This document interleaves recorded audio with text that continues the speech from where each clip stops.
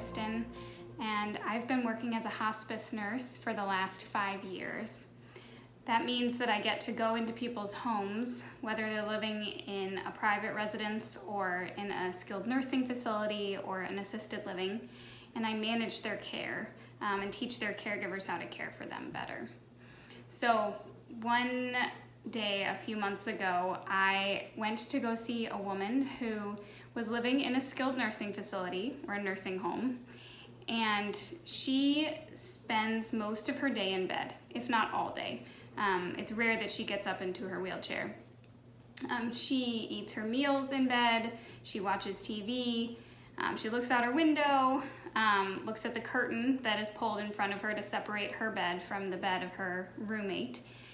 And really her only window into the outside world is through the people that come into her door.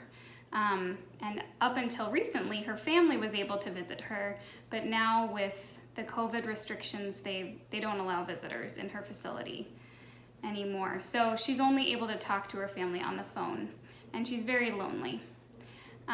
So I went to go do my routine assessment. I would listen to her lungs, take her vital signs, her blood pressure, do a skin examination. And in the course of the skin examination, I had to look at her feet. And I noticed that her toenails were kind of long and gross looking. And as I was just looking at them, I didn't say anything. She said, "Oh, how much I want my toenails to be clipped." I can't tell you how often I hear that, or I just see that toenails very badly need to be clipped. Sometimes it's something that families will take care of when they come to see a patient. Oftentimes it really should be done by the nursing staff at the facility, but it doesn't get done nearly enough. And so this woman's toes were dirty, and the nails were long and sharp and misshapen from fungal infection. Not something beautiful to look at.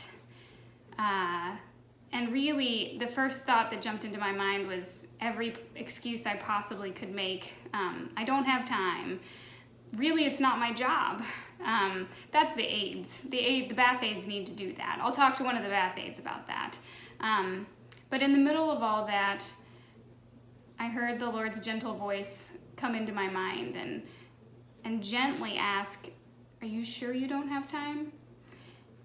And I really did have time. So I said, "Okay, Lord," kind of grudgingly in my head, and looked up at Sherry, and I smiled and I said, "You know what? I do have time. Where are your nail clippers?" And went to her drawer and got nail clippers, and my plan was just to quick clip them, do it as fast as I could, and then kind of get out of there and go see my next patient. But while I started clipping her nails, I just felt the Lord kind of moving me to do even more, and to go get a washcloth and to wash her feet and clean the dirt from underneath her nails and file her nails down soft so that they wouldn't catch on her socks, and put some lotion on. And it really didn't take me more than probably 10-15 minutes. But all the while, Sherry was chatting and just talking about how excited she was to have her toenails clipped. And I was blown away that my 10 to 15 minutes could really make her day that well. And I talked to her daughter, I think a couple days later, and her daughter mentioned that she was still talking about it. But I think the greatest gift for me was in prayer afterwards, talking to the Lord about it, and the Lord just reminding me that He washed His disciples' feet. He washed the feet of His friends.